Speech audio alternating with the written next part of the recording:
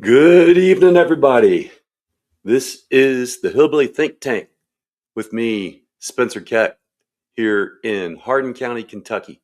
And I'm coming at you live from Tunnel Hills. And I am running for Magistrate in District 3. Now, y'all, I am the educated hillbilly here at the Hillbilly Think Tank. No, that's not an oxymoron. Don't call me a moron. There have been educated, erudite, and emancipated hillbillies in these parts ever since my family came through here with Daniel Boone and Squire Boone.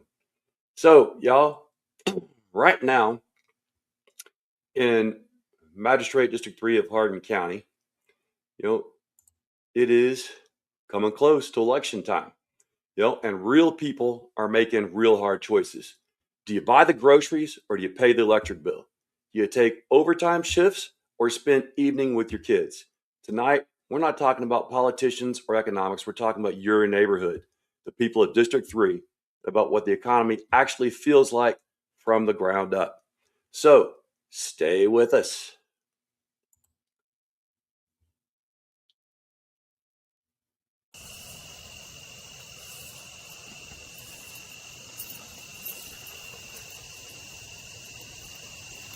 You like that, little buddy? Is it good? Was it good? Yeah, yeah.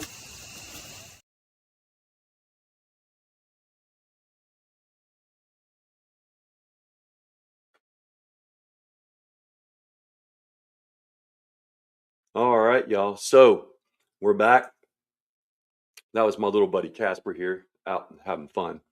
Now, y'all, we know that here in Hardin County, we are dedicated to life, liberty, and the pursuit of happiness. And we know we can only do this through government of the people, by the people, and for the people. But a lot of us these days, we're feeling like we just don't have that type of government. So let's talk about what we need to get that kind of government in order to get what we need to run our life to its fullest. Now, y'all, again, like I said, we know the election's coming up, and it is really important that we all get out and vote. So, here in Hardin County, a public school teacher here in the county is what I am. I'm also a combat veteran and a Democrat running for magistrate here in District 3. Now, I taught for 2 years in North Hardin High School. I've since moved on to teach in JCPS. That way, I don't feel like I have, any conflicting agendas as I run for office here. So tonight, we're doing something a little different. We're not going to talk about politics in the abstract. We're going to talk about groceries. We're going to talk about rent. We're going to talk about what it actually costs to live and raise a family right here in our district and in our county, and what a local government can actually do about it. Because that's what we're all thinking about, right? What can we do about it? Now, my grandfather fought in World War II. My father fought in Vietnam. I served in combat myself, as did both of my little brothers, one of whom lost his leg and hand in Afghanistan. And 4.5 years later, my dad was living with my brother that lost his leg and hand, and my dad found him hanging in his closet. So, every one of us came home because we believe in something worth coming home to, a community. Now,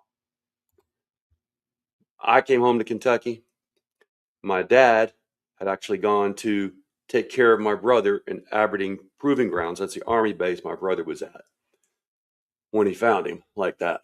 But we believe in a country, and we were, brought up to believe that this country would take care of its own, especially after we made the sacrifices that my family has made.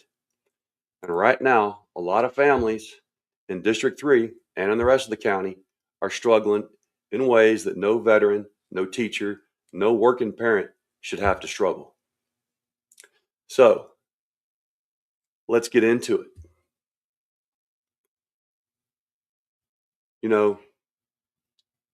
This wonderful county of ours, I want to be a magistrate in this wonderful county, magistrate in District 3.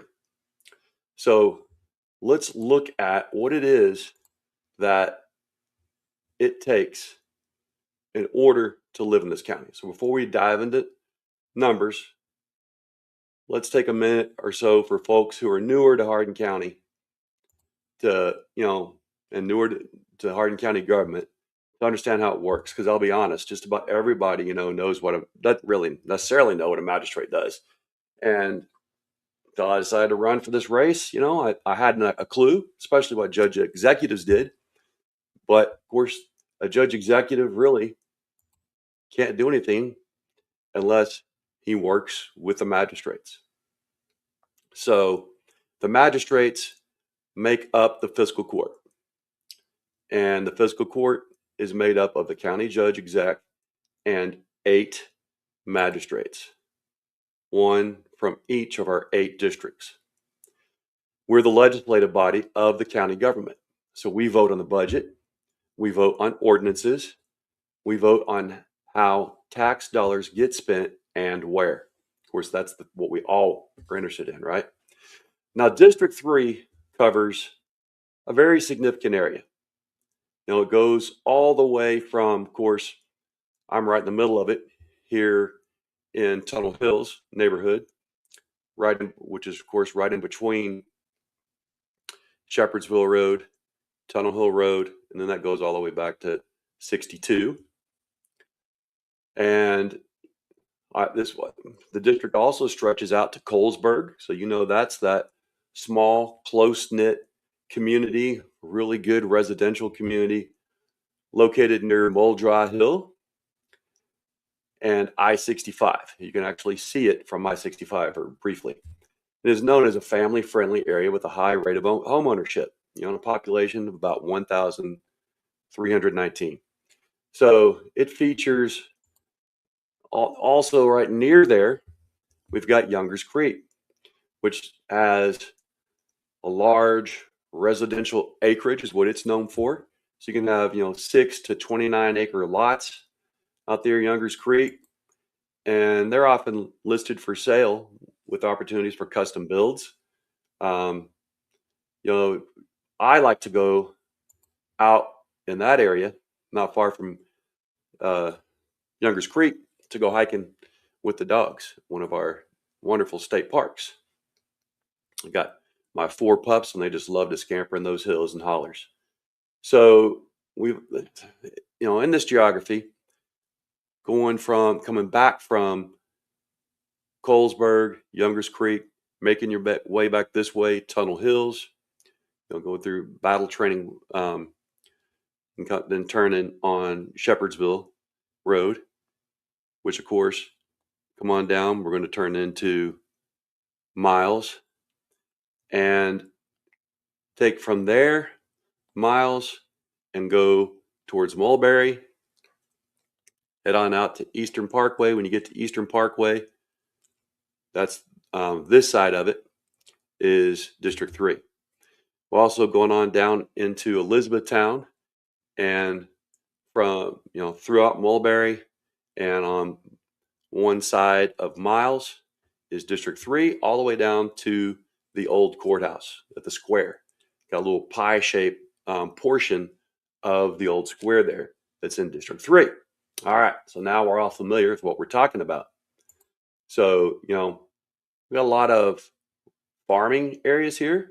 Then we've got actual urban, living. And I won't call this necessarily small town living, because I've got family that live in places like Colesburg. That's real small town living. But, in your downtown Elizabethtown area, you've got houses that have nice sized yards, but you've also got your neighbors, fairly close to you when you compare it to like Youngers Creek. Here where I live, of course, I've got neighbors to my left, my right, and my front, but right behind me is a whole bunch of cattle and farm that's been there for a long time. It's really beautiful.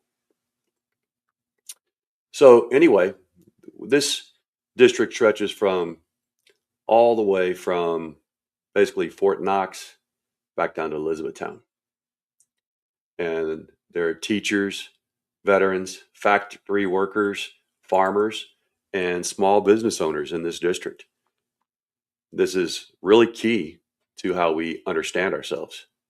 Now, we all in this area deserve a magistrate who shows up, and I will do that. I'm doing that now. And that's why I'm running. You know, it's not because I want a title. I've had quite a few titles in my life. I was a career sailor. I was a hospital corpsman. Before that, I was a deck seaman. But most of my career was spent as a hospital corpsman. So I did the work of a doctor, a nurse, a counselor, a immunization specialist, the health department. When I was on a ship, I did all those jobs. When I was with the Marines, still did all those jobs because as a Navy hospital corpsman, you know, in the Marine Corps being the infantry of the Navy, I served with both Marines and with Navy units. So, so I had, plenty of titles there. I don't need another title. My title right now of public school teacher really suits me a lot too. I love it. Still giving back to the community. But because I spent a whole career in service, in uniform, and now in the classroom, and I believe that public service means something, that's why I'm running. I want to serve this community. So let's take another look at some of the wonderful places in this beautiful community that I like to trot the dogs around. I'll prove myself in cold cases. Maybe things can go back to the way they were. All right. So we're trying to get our organic.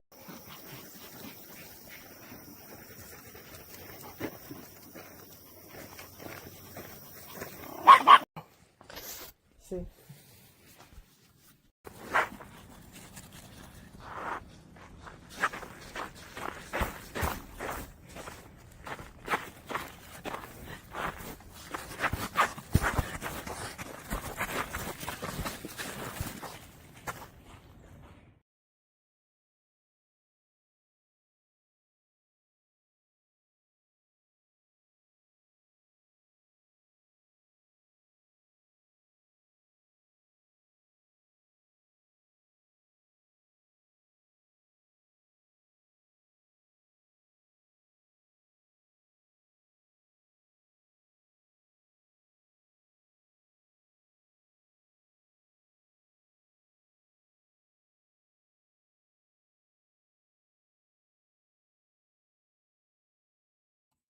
When I taught in Hardin County,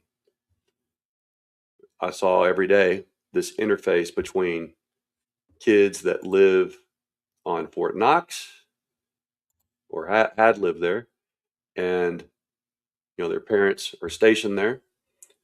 Farm kids, Radcliffe kids, Cecilia kids. So I know the county, not just this district, but I know that we all want our kids to be able to go on the school bus safely on the roads. You know, um, we want them to be able to get home safe without the bus blowing out a tire because, hey, the county doesn't take care of potholes in some areas, depending on where you live. That's not good. I don't want my kids getting run over because there are no sidewalks in my community, even though we have a lot of houses here. So we need to have a real knowledge of what it would take to fix these problems that we all see and we know we need fixing.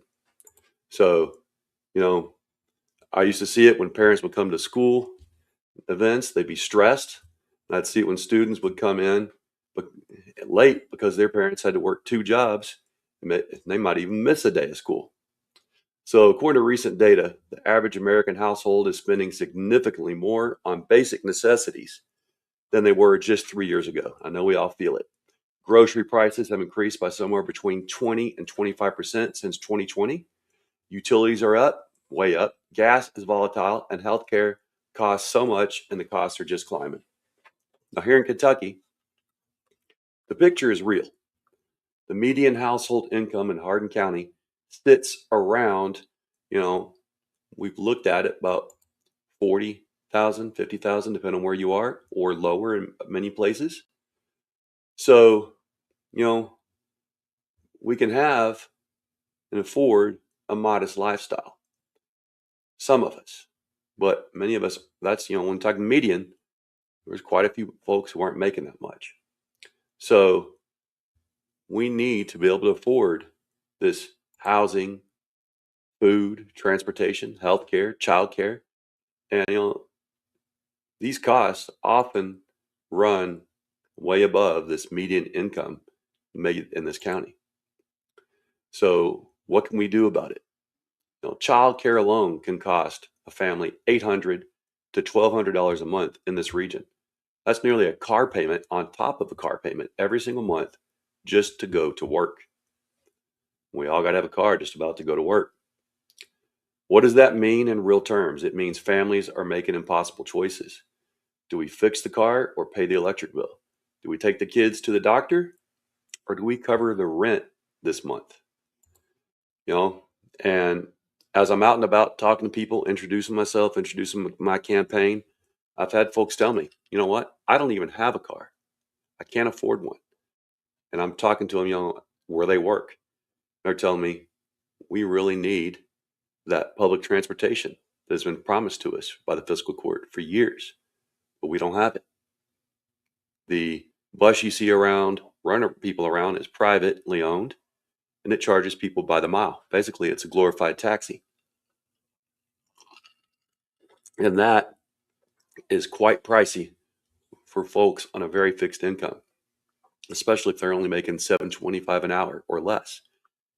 A lot of these folks I talk to who are working as waitresses are like, hey, I'm $3.25 an hour as a waitress plus tips. I'm not making it. And transportation isn't something. One lady told me she couldn't consider buying a car. So she really wants that public transportation that, again, the fiscal court has been promising, but we haven't gotten. So let's let that sink in a bit. Now, these are not problems of lazy people. Hardin Countyans are not lazy. These are the problems of hardworking Americans who've been left behind by an economy that rewards the wealthy and squeezes everyone else.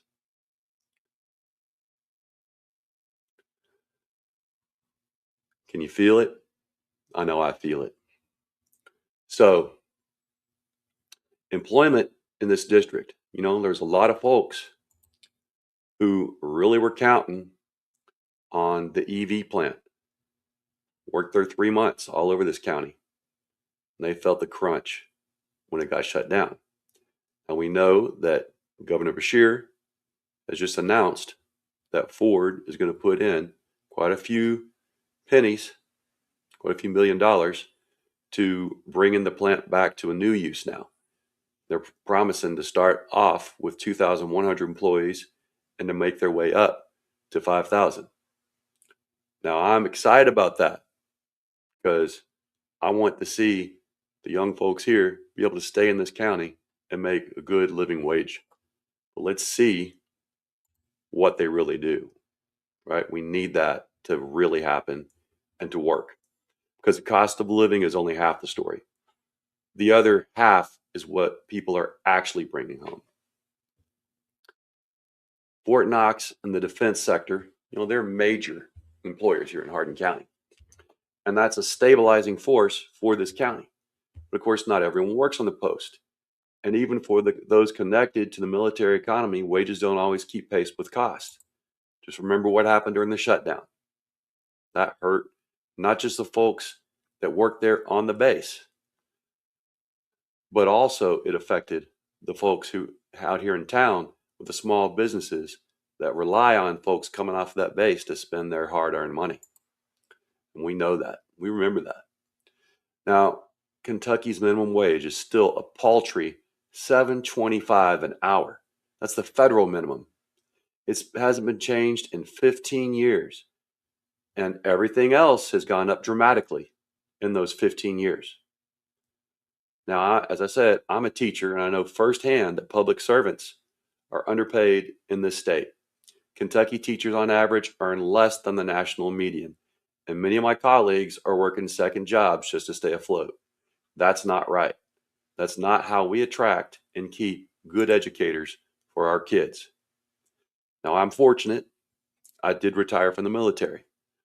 So, you know, that my retirement is still a pittance, but it's a good pittance. It helps out. I can pay my mortgage with my retirement pay. That means a lot. But our kids deserve teachers that see themselves as the professionals that they are. Almost every teacher that I work with has a master's degree. Some have PhDs. If you really want your kid to be taught by a professional, they should have that master's degree. The countries in the world that have the best teachers, such as Finland, South Korea, Japan, their teachers are treated with the same respect as doctors and lawyers, and quite a bit more respect than politicians. And they actually pay their teachers in the same manner that lawyers and doctors are paid. They're held in high esteem, and they're paid in commensurate to what they do, which is deliver a quality product of educated young folks that are ready when they leave their schools to go straight into either the workforce or higher education.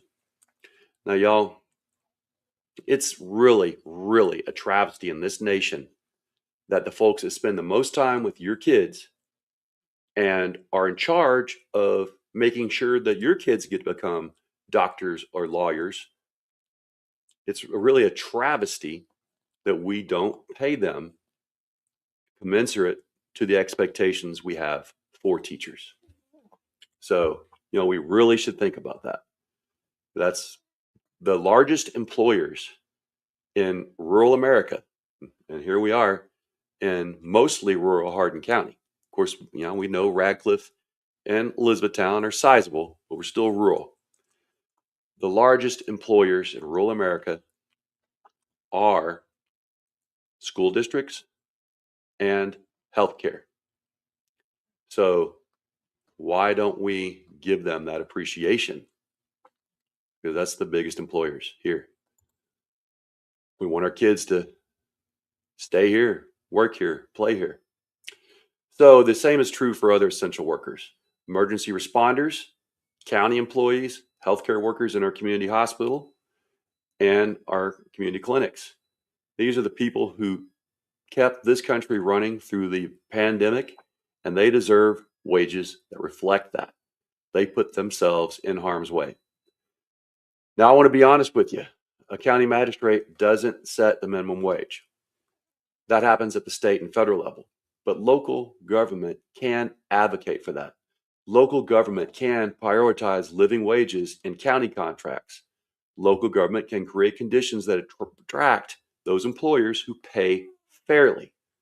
And we can make sure Ford does that when they come back.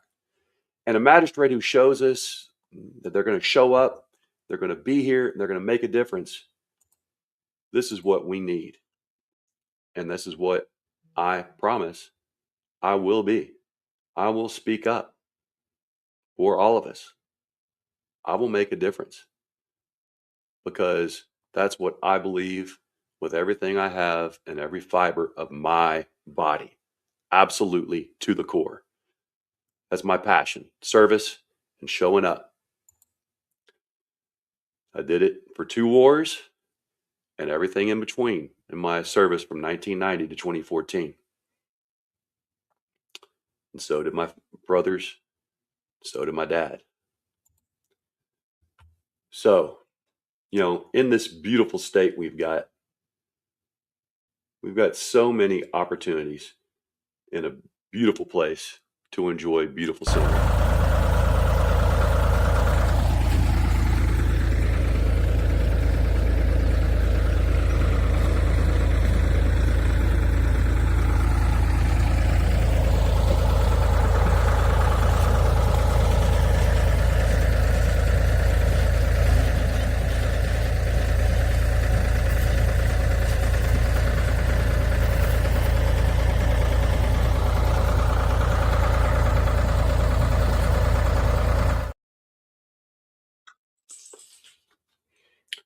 Now, y'all, we've got some beautiful scenery here.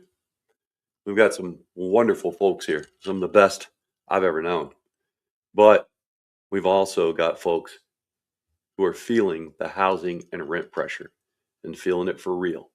You know, we had that promise that Blue Oval SK, the EV plant, was going to deliver a long future of great employment for our kids and for ourselves. And the county exploded in growth and population and excitement to come to this wonderful place. Well, now that we're waiting for that that promise to come back online again, you know, the housing prices went up dramatically. You know, my house that I live in now, I bought in 2022. It's worth about 60,000 more than when I bought it. That's a quick, fast jump. And, you know, now that folks don't have the jobs that were there that they were promised, we've got to keep pace. We've got to think out of the box to do so. So, what are we going to do? Again, let's talk about that roof over your head. Because here in District 3 and across Hardin County, housing has become a real pressure point. That pressure point came as rent went up significantly in Elizabethtown and all the surrounding area over the past several years. 2-bedroom apartments that rented for $600 or $700 a few years ago are now listing for $900 to $1,000, sometimes even more. And that's if you can find something available. The inventory of affordable housing in our region is tight, very tight. And while some new development has come in, a lot of it has been aimed at the higher end of the market. You know, not at working families, not at teachers or veterans with fixed incomes, and not the folks who built this community.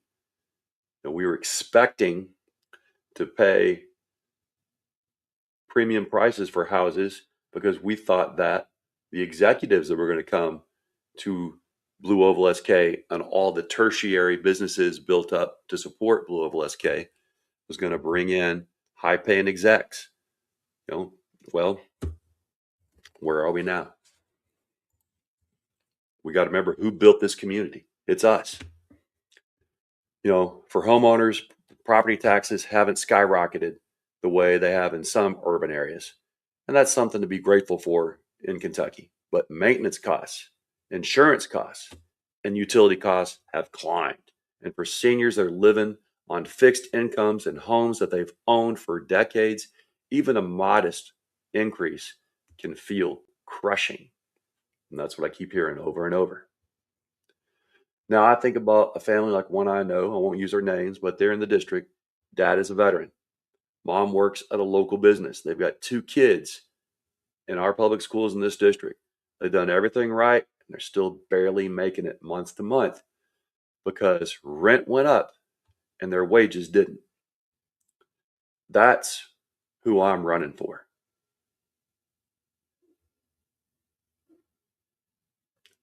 That's who I am passionate about. So, you know, let's think about some real stories.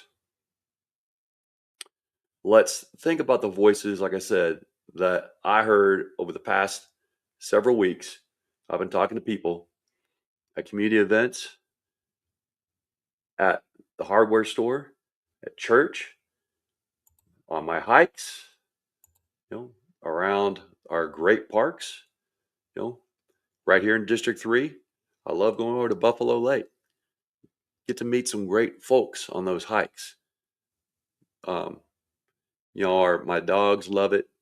Other people's dogs love it. Bikers love it. But, you know, every once in a while, someone will see my dogs. We'll start talking. Yeah, we know that the biggest financial pressure families are facing is just those we've just talked about. And they say, hey, they've got to have a break. So what are some of the financial pressures that your family is facing right now? My line is open if you want to give me a call. 606-253-9885. That's not my campaign phone number, but that is one I use for the show here. Give me a call. Let me know, what is it that you see is a financial pressure your family is facing right now. Let me know if what I've been hearing from folks, is, needing amplification. Because I'd say, talk to folks who said, hey, also, we need more affordable housing out in the county, not just in our metropolitan areas of Radcliffe and Elizabethtown. So, what's your thought?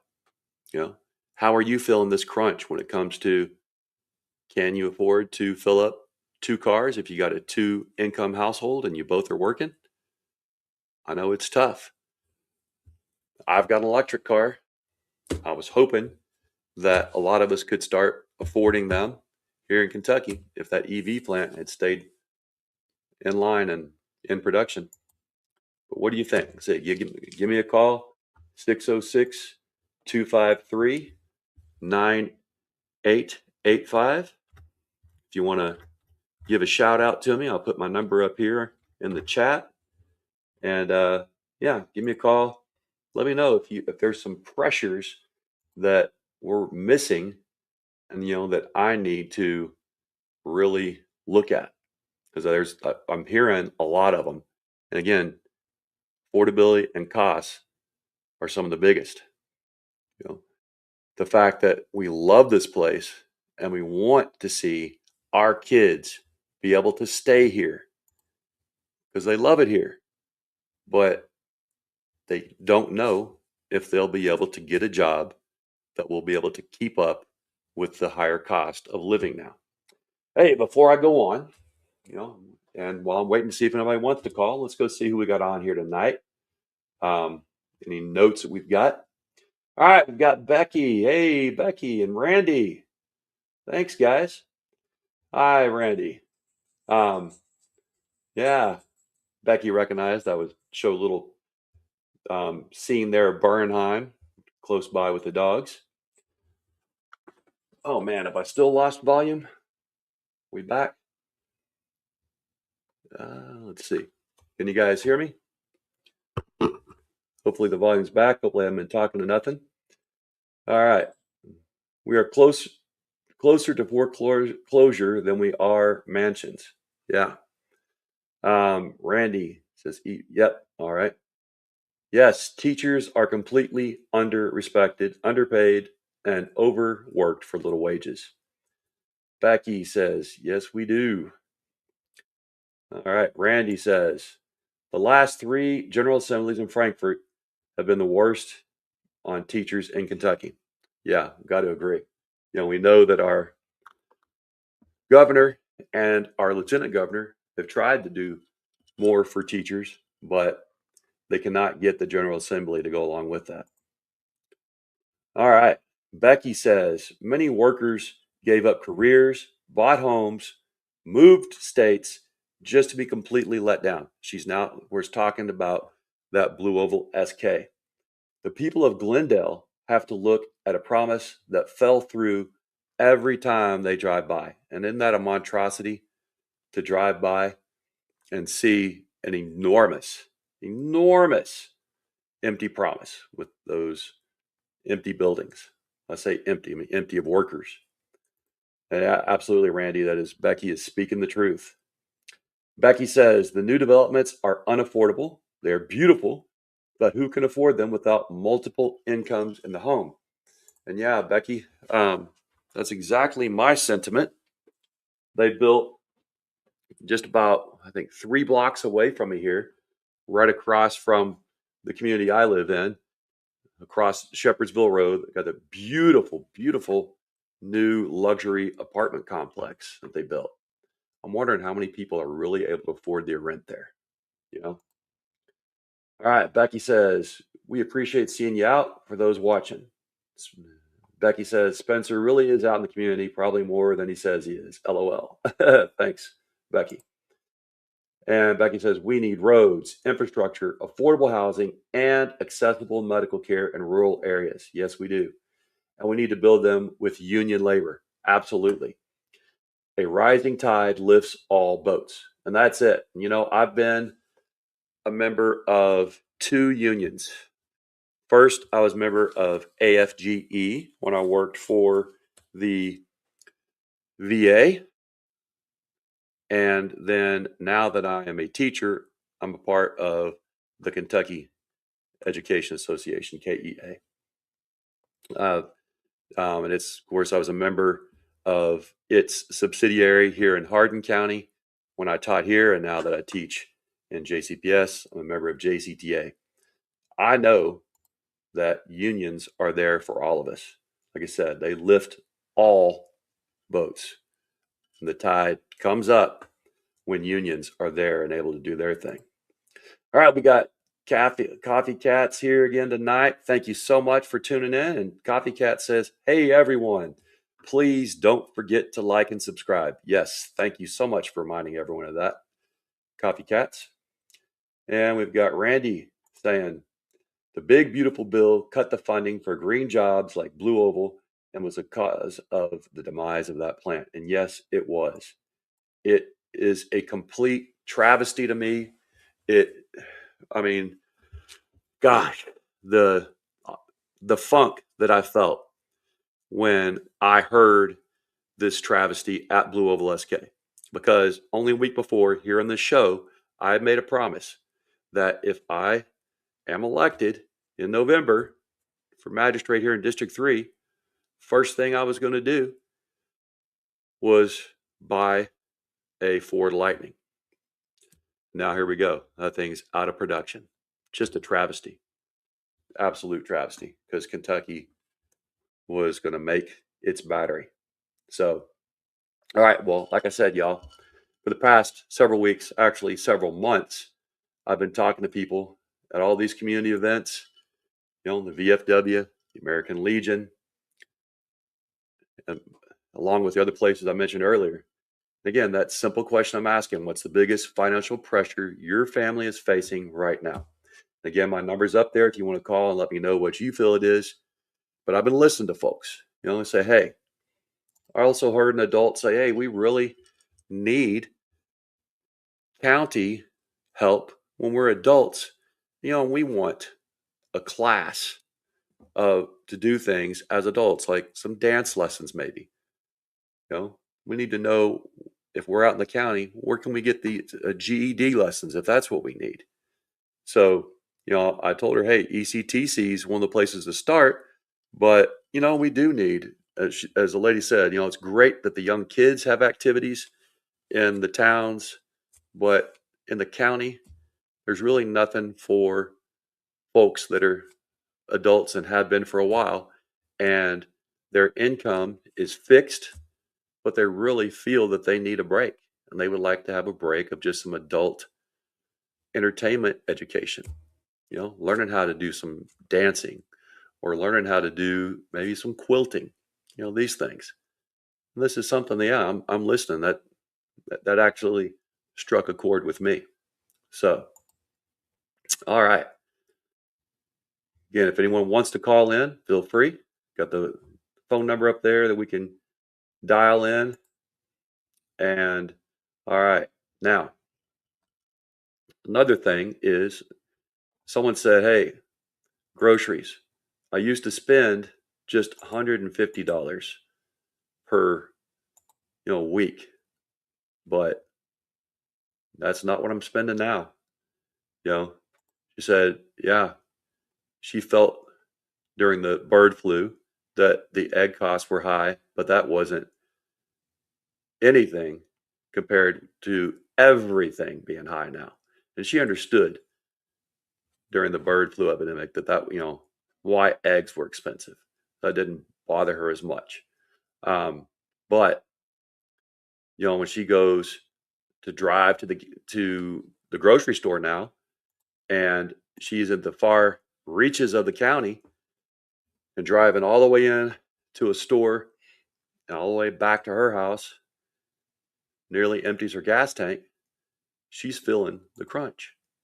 And, the costs are just something that we really are all feeling is driving us little bit bonkers, right? And what can we do about it? Well, we've already heard one of the big things. Like Randy's saying, we have got to get to where we are back to union labor.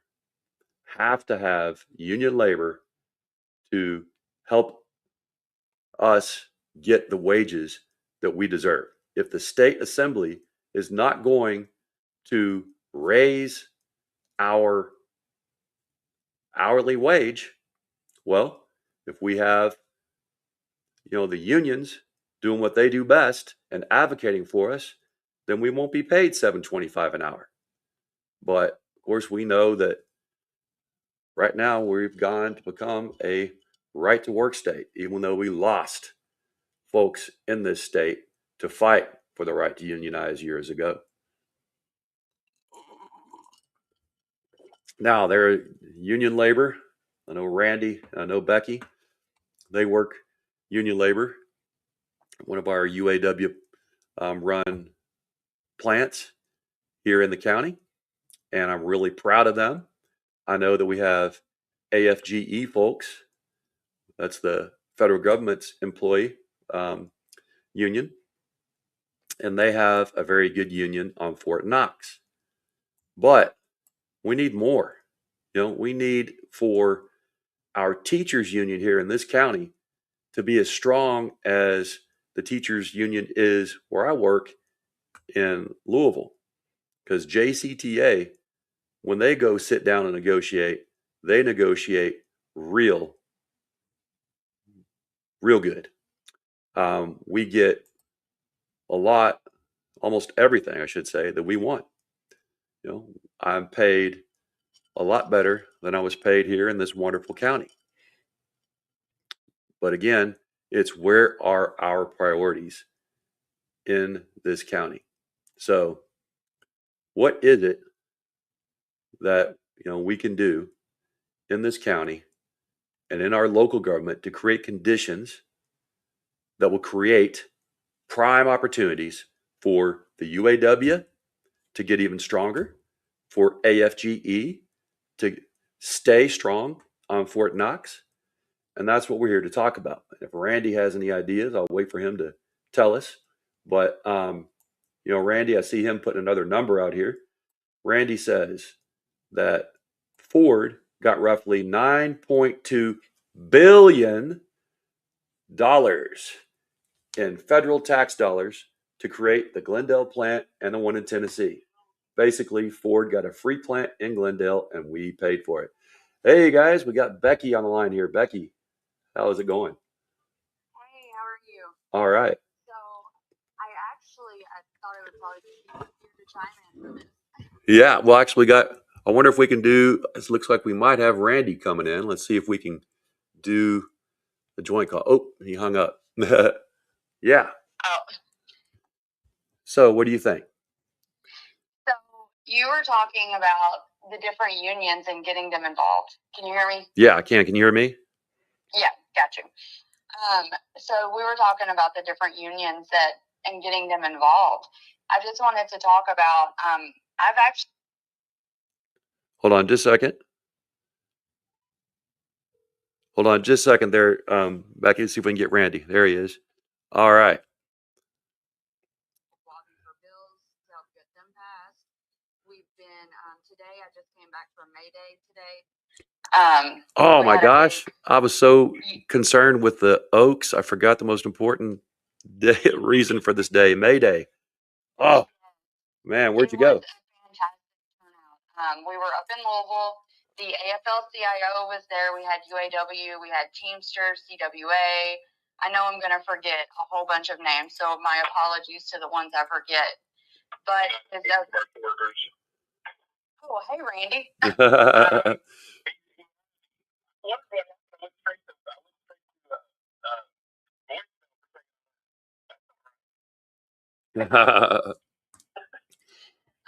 But yeah, it was a really good event. A lot of communication, a lot of solidarity, a lot of just networking with people. You had everything from people that were already in office that were out there face painting and mingling and talking to people, to people that were running for election out there, getting to know the people that they're going to hopefully serve. Man, that is awesome. Was it just a 1 day deal since May 1st is only 1 day, or is there any? Yeah, and this was actually the first time that there was an event like this. So Wow. the good thing about that is moving forward, our plans are to grow that and expand that and make it as big as we can. Absolutely. Because that's the only way that we're going to beat this is with all the workers coming together, because there's more of us than there are them. Absolutely. What we have is 2028, where union contracts get on the same day as possible throughout all the unions. Oh, heck We yeah. have the bargaining power. We have the bargaining power and we need to live. Yes. Yeah. Not, and we need that countywide. We also need it Kentucky-wide and nationwide. But Absolutely. as I've told you guys before, my dad was a member of the pipe fitters local out of Ashland, Kentucky, and I just grew up understanding the importance of unions, and I've joined one once I got out of the military. Now two, as I was saying earlier, my second one, and I just know how extremely important they are. That, or even co-ops, or companies where the employees own the majority share. That's a big deal too. We have that at one of the grocery stores here in Elizabethtown, right? Isn't it? Is it called Foodland? I'm trying to think the name of the one over there, not too far from Dixie. Do you know, Becky? I don't know. Well, it is worker owned, employee owned. I know that. So I try to. Yep. Yep. Yep. On the Blue Oval situation, I do want to say that Marley Ford is the one who caused the problem in the first place by firing.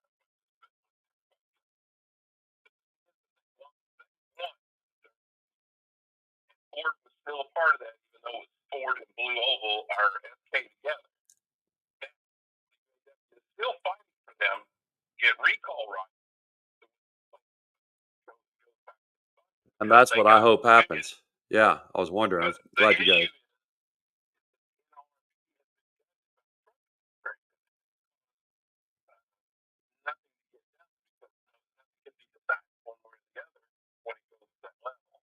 And that's an absolute travesty for the county. Not just the state, but this county especially. Yep. All of it. Yep. Well, also I was out on, Sunday, I believe it was. No, Monday. I took the day off Monday. And I've talked to you guys about this place before, but I always got to give it a shout out because it's one of the ones that just treats their people good, and that's Maker's Mark. I went out there talking to those folks, making $30 an hour, $34 an hour as waitresses and bartenders. And then not to even mention, go on up to people that do even, higher level things there. But there's folks working in Indiana. Living in Indiana, driving all the way out to little old Loretto to work at those hourly wages. We had talked to a 21-year-old waitress. What's that?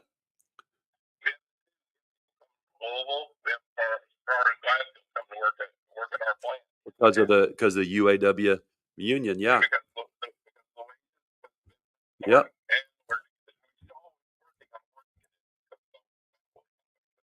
Well, that's the thing, Maker's Mark now is owned by Suntory Beam, and yet the Samuels family still insists that they keep the full benefits for their employees, pay them that well, give them their maternity leave. My waitress's last time was 21 years old. She said she started working there 6 months after her son was born. She's a single mom. She owns her own house in Campbellsville. She drives from Campbellsville, Loretto, and has her car paid off. So we can do that. We've talked about it before So with union wages, and we could do it. that the integrity of some corporations were, and when you're talking But about it's this, not. I know. That's why I Right. continuously give them a shout out, because it's a Kentucky example of, man, these people are Well, you also, millionaires, but they're still doing it right. you also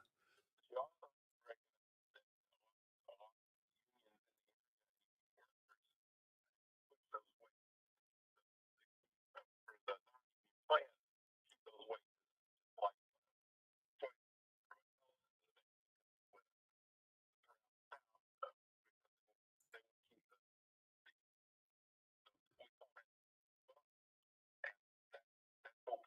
that's all part of the situation. Oh yeah. I'm glad that Baker Smart does employees well. The problem is the exception instead of the rule. Exactly. Oh no, but that's what we've talked about. It's absolutely exception, not the rule, but that exception shows you it's absolutely possible. And Absolutely. actually, had the pleasure of twice talking to Bill when I've gone out there for a tour and gone to eat. He just happened to be out there again Sunday, and we talked about that.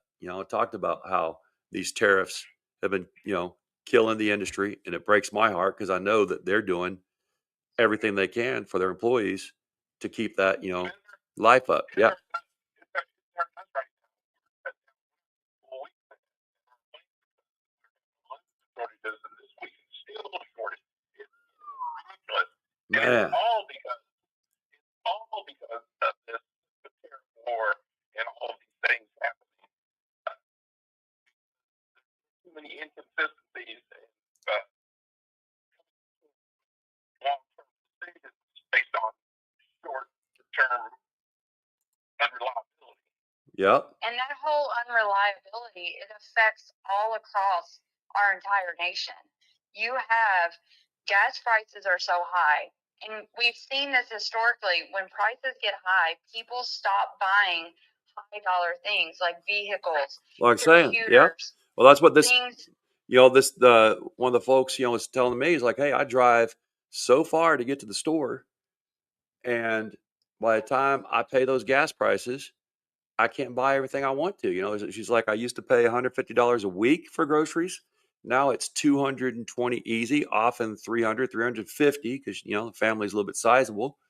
And she said her husband's pay hasn't gone up a single cent, and these 3 years of increasing costs. Well, actually, year and a half, she was saying, was been the worst. This last year and a half. And I keep talking to farmers who are saying they can't put the diesel in their tractors. They can't afford to buy the fertilizer they need to put in their fields, during this planting season. So they're going to have to plant possibly without fertilizer. Well, you're talking about farmers. There's also the hurt that they're experiencing because a lot of their work that they bring in are immigrant workers that are Yep. being targeted. Oh yeah. So farmers, especially, and Kentucky has a lot of farmers, are being affected in so many different ways that it makes it hard for them to even stay afloat. Well, just imagine, we've got, like you talk about the immigrant workers, they're being targeted. And, that really is something that we don't, really realize here in Hardin County. It's, behind the scenes, they're doing a lot, and out, not only behind the scenes, but and we've got a student in JCPS was about to graduate high school, and they nabbed this student, and the student's now in LaGrange in the detention center. Right before, and this kid's been here, was part of the, DACA, but now in detention in LaGrange. Yeah. So it's, people are in fear. What's that? Yeah.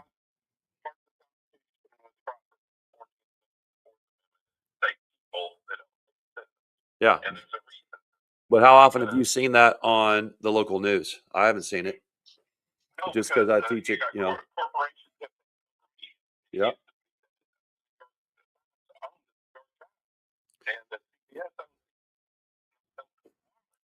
Yep. Well, and I served 22 years in active duty, and I thought I'd be okay in retirement between, the prescriptions for my family, the electrical bill, and everything seemed to be going backwards every month. I never expected this, what we're going through now. I thought I was going to Right. be able to be enjoying this part of my life in my, 50s, traveling the world, having fun. Well, Um, you made, sorry to cut you off. yeah, You made a point earlier. You were talking about how well they pay their workers at 30 something dollars an hour. and 34 and 30, more. Yeah. yeah, but that doesn't get you anywhere. Even though people look at it and say, oh, well, back in the 50s, minimum wage was XYZ. $34 an hour when gas is $4.19. Diesel's even higher than that. And that directly affects the cost of our goods. It directly affects everything that we pay for. That $34 doesn't go as far as it used to. No, that's what, I was talking to another person who said, hey, I love my job. I love my kids, but I'm driving for DoorDash on weekends just to make ends meet. And something's got to be wrong with this picture. Is what they were telling me. And I'm like, yeah, you're right. Something is wrong with that picture. yeah, it used to be the American dream, but what is that anymore? Well, it's becoming a beautiful nightmare. Yeah.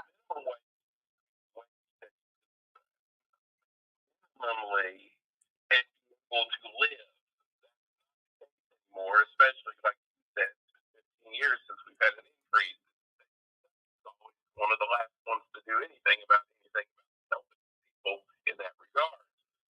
Well, and pretending otherwise, isn't helping anybody, because these are real people that we're all talking about. It's people that live here in this district in our county, and we just need leadership that's going to try to do something about it. And that's why I'm trying to get elected, because hey, I know I can't change a minimum wage, like I was saying earlier, but I can be a proponent for the UAW, for AFGE, for folks who want to, have employee-owned businesses and need a way to be able to do it, incentives to do it. It's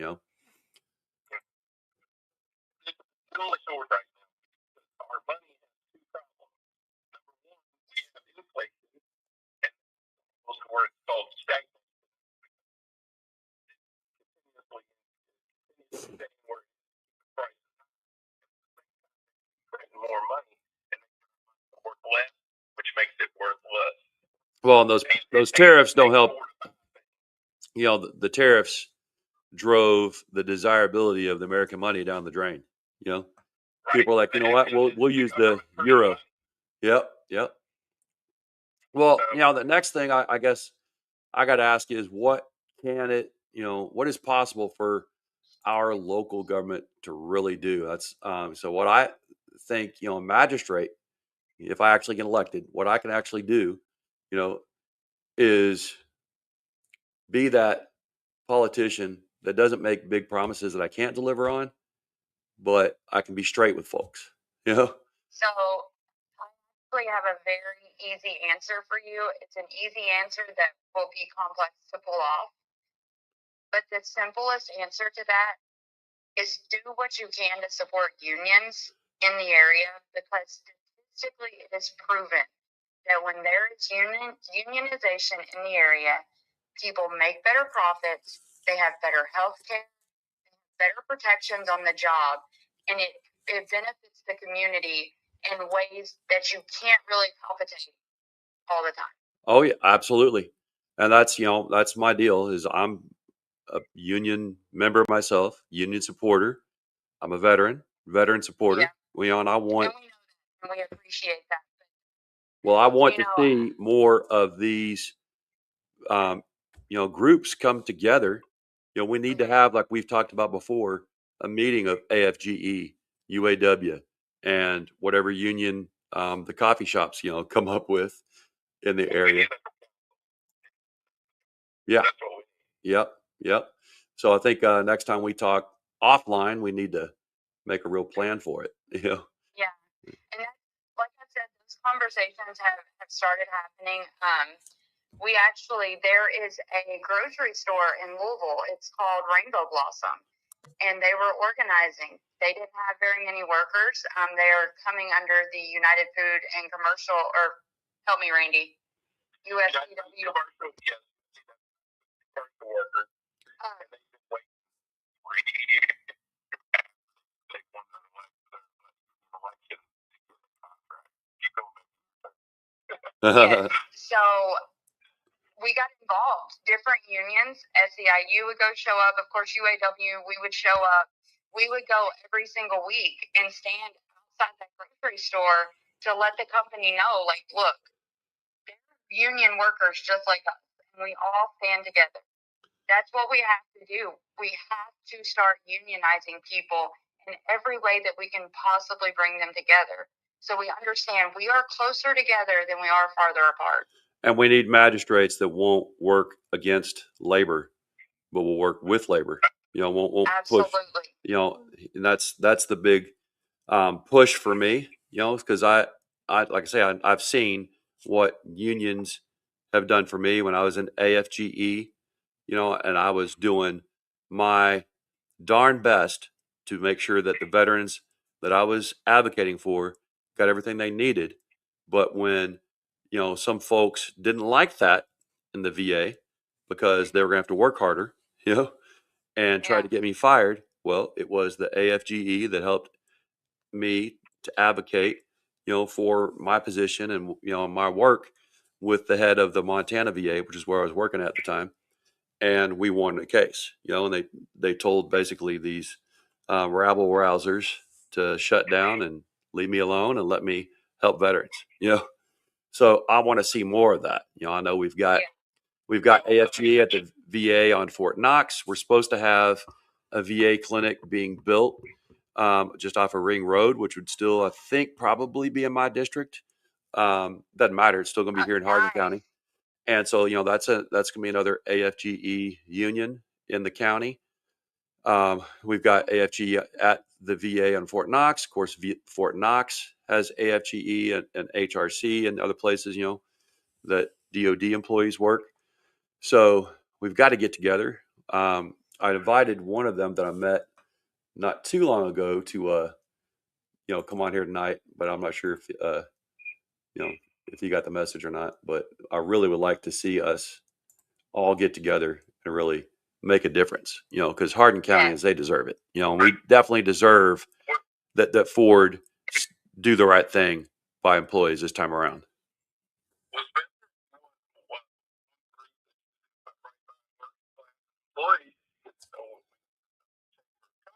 From working against it, from the good of business over the good of workers' rights and workers' wages. Because when we were set to Frankfurt, that basically controls one side of the aisle. Yeah, I hear you. Yep. Well, y'all, I really appreciate you calling in, and Thank you. Thank you for having us. Yeah, and listen, we appreciate what you do, seriously. Yeah, well, hopefully I can do more and more. That's my goal, and hopefully together, that you, me, the magistrates, hopefully we can, make this a undivided county. Because we know that our motto here is in Kentucky's United we stand, divided we fall. But it seems like we've been a bit too divided. It's been that left versus right, Republican versus Democrat. We need to realize no, it's those billionaires that control the purse strings against us. We all need to come together and be our brother's keeper, our sister's keeper.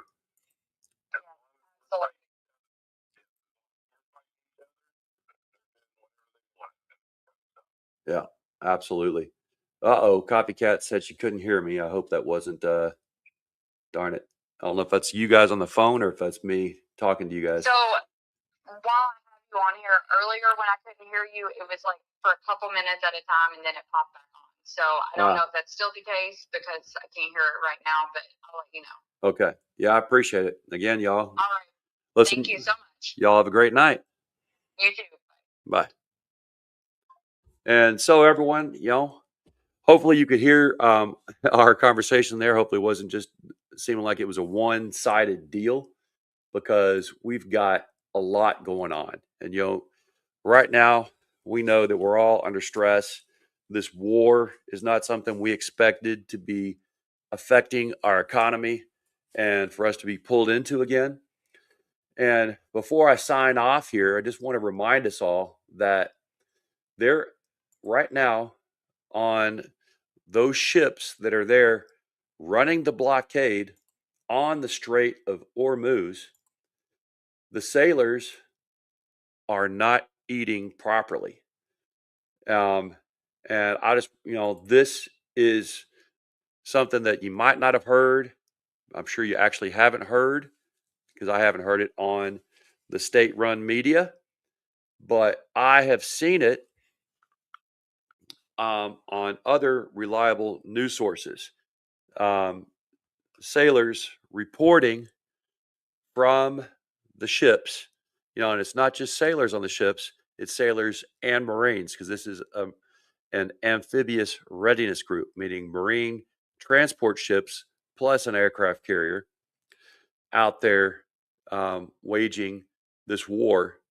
And also, they're the ones that are, doing the blockade for the Strait of Hormuz, and yet they are not being fed properly. So, just it's not just me saying it. Like I said, I've got this from other reliable sources, and here's one of them. Wrong before they did it. These are some of the photos that USA Today got from military families. This is what sailors and Marines are eating right now, and they're rationing this. Trump and Hegseth started this war now a couple months ago, and in all that time, they didn't think that, oh, maybe we need to feed our troops. Military families have been desperately trying to send care packages to their sailors and Marines who are trapped on these ships near the Strait of Hormuz. But all of those packages and all of that food is stuck in limbo. Again, because Donald Trump and Pete Hegseth didn't think about the logistical needs of a military at war. Folks, let me tell you, as someone who's been to war, when you get a clear sign that your chain of command, the people in charge of you, don't care about your safety and well-being, there is nothing more demoralizing than that. And when you've got thousands, maybe tens of thousands of sailors and Marines basically starving for weeks, while Trump and Hegseth get in front of cameras and talk about how they could do this war forever, being armchair generals and pretending like they're so tough, there's not a lot that's more demoralizing than that. The way that Trump and Hegseth are prosecuting this war is going to be disastrous for American national security for probably a generation. When sailors and Marines get trapped at sea for months longer than the deployment they were initially told that they were going on, and now they're left to basically starve and share scraps of whatever this is, do you really think they're going to re-enlist? When young people at home who may be thinking about the military are seeing stories about sailors and Marines going on extra long deployments and getting stuck on ships to starve, do you think they're going to leave high school and think about joining the military? The only reason that these sailors and Marines are starving right now is because feeding them is not a priority. We have already seen what the United States military is capable of. When that pilot was downed in Iran, the US military moved heaven and earth to find them. And I'm glad that that happened. That should happen. Of course, I'm telling you, we haven't even seen that pilot on the news. So that was a cover story. Now, it's my personal opinion. I think that feeding thousands of sailors and Marines is at least as important as finding one downed pilot. The Trump administration is not feeding. Feeding sailors and Marines is as important as the propaganda cover story we were fed about a mystical, non-existent down pilot. Sailors and Marines because they do not care about them. And they are hoping that the American people don't care about them, because rescuing a down pilot from behind enemy lines, that's a really sexy story. Whereas feeding sailors and Marines, it's not going to get the headlines, I guess. So why do it? American sailors and Marines are apparently starving on U.S. Navy. So this is an actual factual truth. And the fact that we are allowing all of these sailors and Marines to starve while at sea is a travesty. I've been out on one ship in my career from 1990 to 2014. Only one ship where we had to kind of scrape the barrel for a few days until we could hit a port, because the supply officer made some really bad logistical decisions and didn't quite plan properly, and we didn't hit a port when we thought we would. So it wasn't totally the SUPO, that's what we call it, the supply officer in the Navy. It wasn't totally his fault, but we didn't go as long as the sailors are on these ships in the Strait of Hormuz. And as I reported earlier, when they evacuated the folks from Bahrain and Kuwait and other places, all these bases in the Middle East, evacuated them on a moment's notice, saying, hey, grab your pets, and active duty and military families, we're evacuating you now. They didn't have time to grab their toiletries, their toothbrushes, their soap, and they were sent over to places like Norfolk Naval Base with nothing and having to beg for help from the USO, the VFW, the American Legion. So this is piss poor planning. And piss poor planning on this administration's part should not be an emergency for us. But it is if your family is in the military, serving overseas, and waiting for your family members to be able to eat a proper fucking meal while they're in fucking combat. God damn. So, yeah. Again, like Randy says here, another failure of the current administration in Washington, D.C. It's shameful. And one last note of shame that I've got to bring up, because, the state media is not bringing this one up either, but the U.S. House voted to extend domestic surveillance on U.S. citizens. So the FISA has been voted on and approved by the House. Maybe the Senate will reject it, but if they didn't get enough folks in the House to reject it with a Guardians of the Pedophile Party majority, do I think in the Senate, where the Guardians of the Pedophile have a majority, that they're going to turn over and vote against what the House says? Boy, I don't know. I can only think of one, maybe two senators that won't just look at any chance they can get to, tickle that mushroom of Captain Bone Spurs. So I don't expect this to be something that we're going to get pushback on from the U.S. Senate. I hope we do.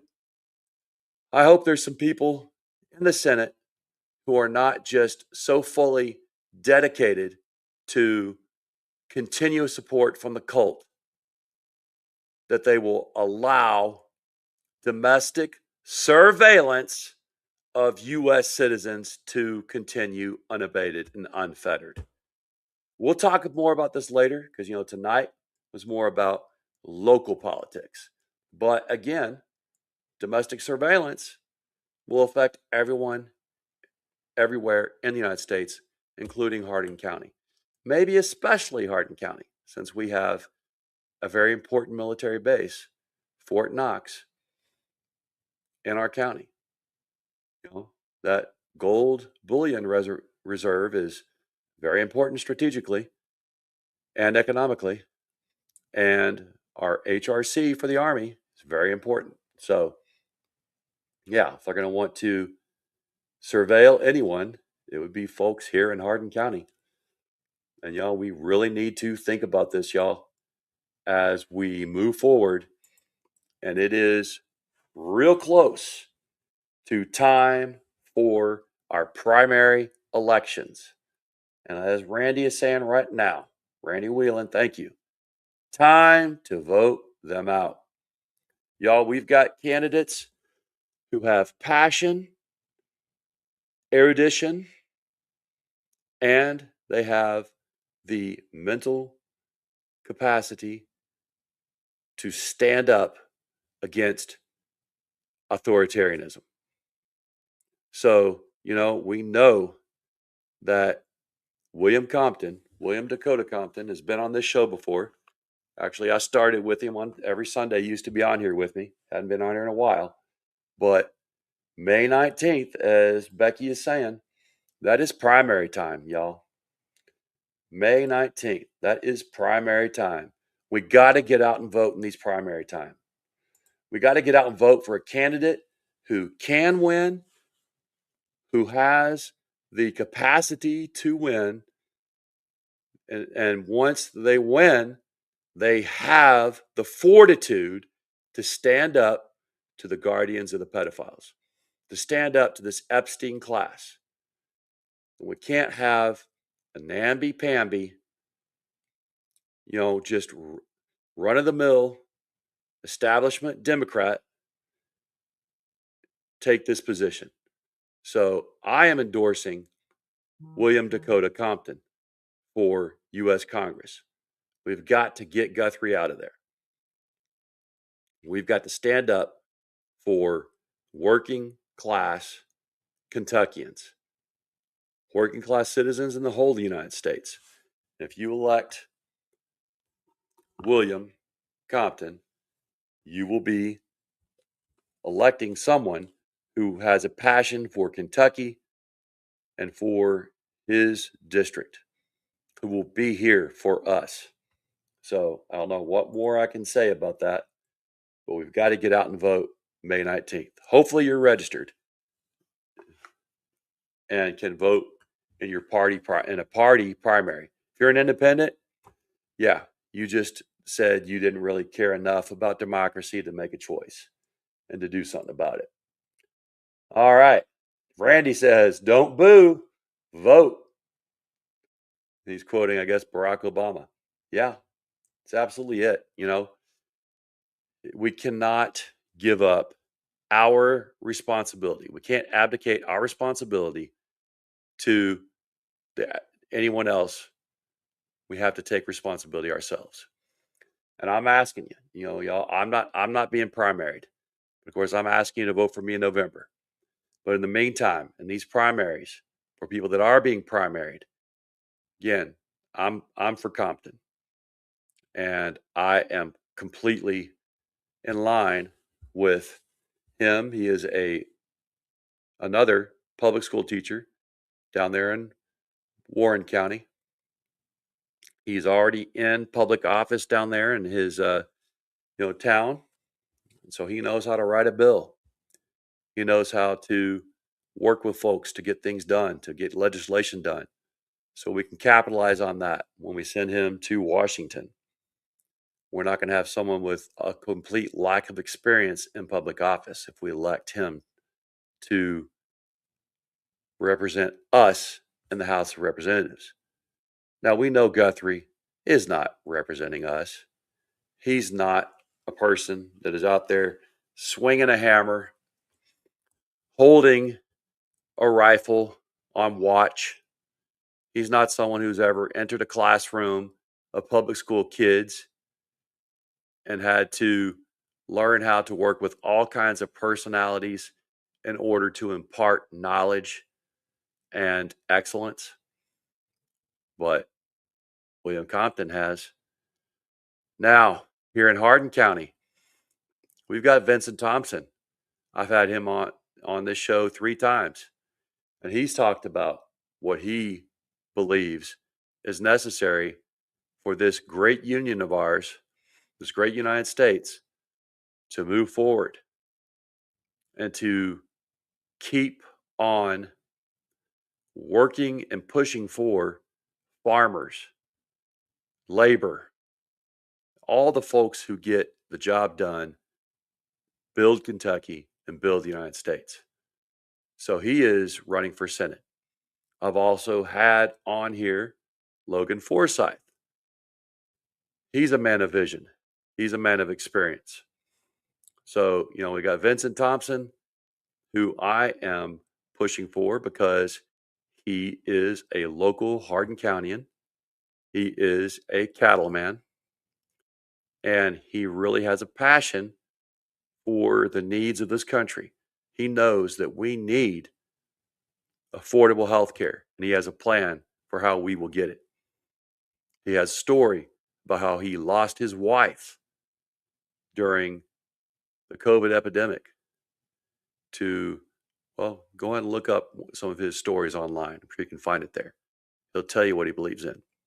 Again, you can go back, look at my former videos, see what Vincent Thompson and Logan Forsyth said while they were here.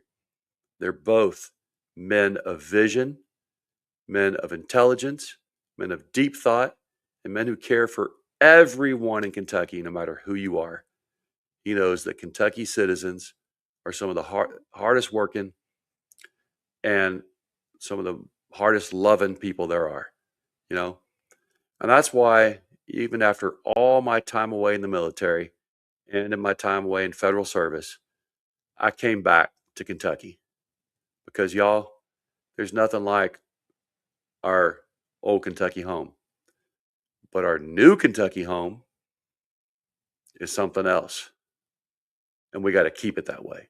And we'll do that with labor, with veterans coming home and reclaiming their lives after giving so much for this country. So, y'all, remember, everyone deployed overseas, have a great weekend. I hope you enjoyed May Day, most importantly. I'm glad that Randy and Becky reminded me that's what today is. And I hope you had, maybe your Philly won the Oaks. And since my wife is a breast cancer survivor, the Oaks has a special place in my heart too, because since that's what they, celebrate. As I sign off here, Randy says, note that the UAW will not endorse the primary races until after the primary is over, just so we are clear. Oh, yeah, it says they won't endorse anyone until the primary is over. Okay, yep, I note that, Randy. But like I said, personally, I am endorsing myself. It's not a labor union, just myself. I'm endorsing William Dakota Compton, who I have worked with, made shows with, and I know what he stands for. I know his background. I know he is a true Kentuckian. And that's really what matters. Y'all, bless your corazon, which is Spanish for heart. God, have a beautiful weekend. Hopefully you're enjoying it like I am. And hopefully your dogs are enjoying the weather as much as my dogs have been. And hopefully you can get out, share this wonderful weather with them.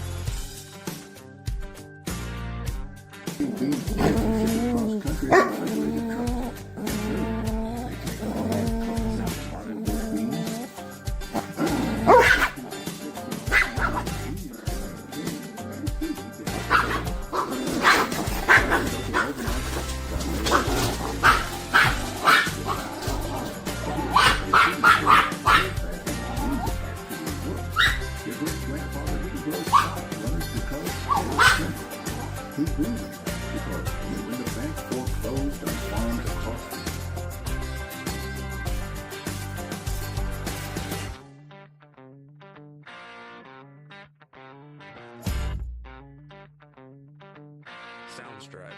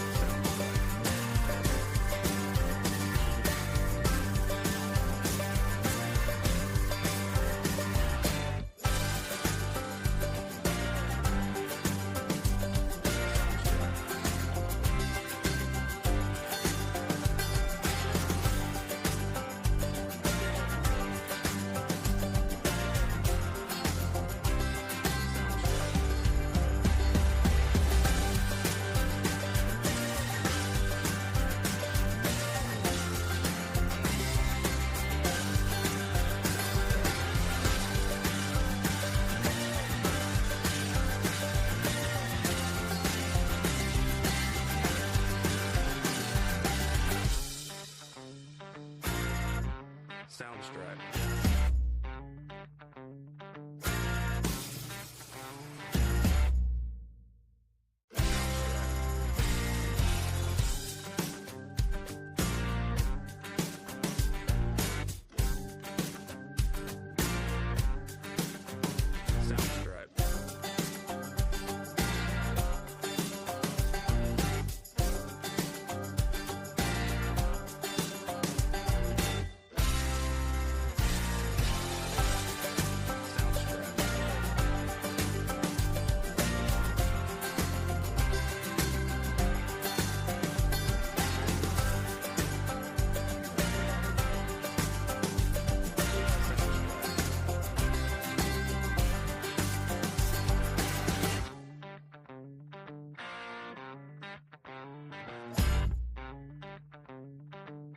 Soundstripe.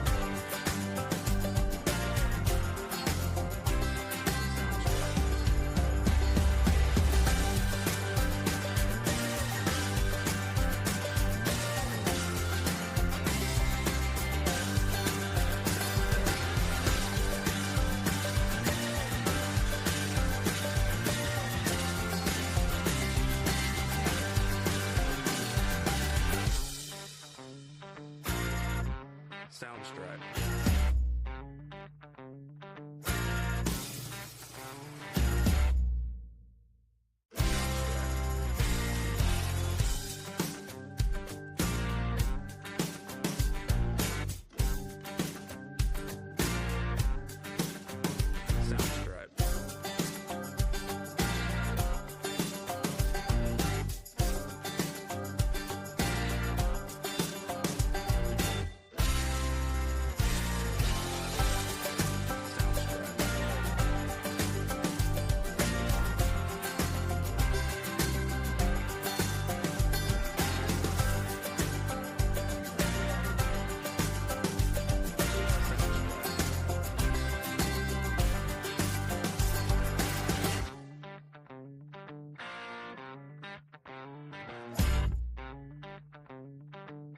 Soundstripe.